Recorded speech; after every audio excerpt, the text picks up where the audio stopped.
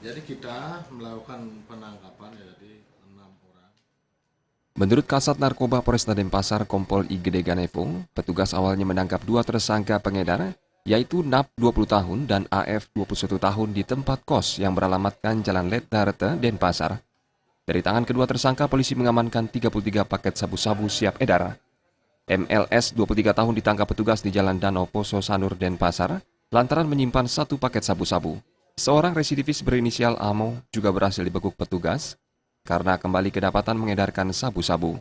Dari hasil penggeledahan, polisi berhasil mengamankan 15 paket sabu-sabu. Tersangka lainnya yakni LH dan MI diciduk petugas karena membawa sabu-sabu untuk diedarkan di wilayah Sanur.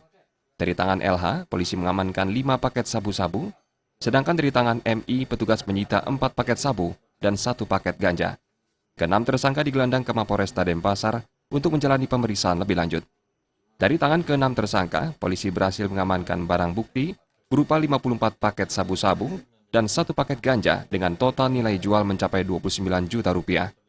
Jadi ke-6 orang ini adalah diantaranya 1 residivis.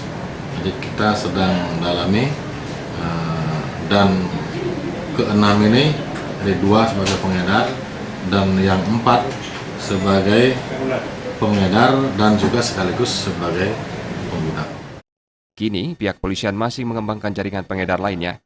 Tersangka diancam dengan kurungan maksimal 15 tahun penjara karena dianggap melanggar pasal 112 ayat 1 Undang-Undang RI nomor 35 tahun 2009 tentang narkotika. Kadek Swantara dan Juliana, Bali TV.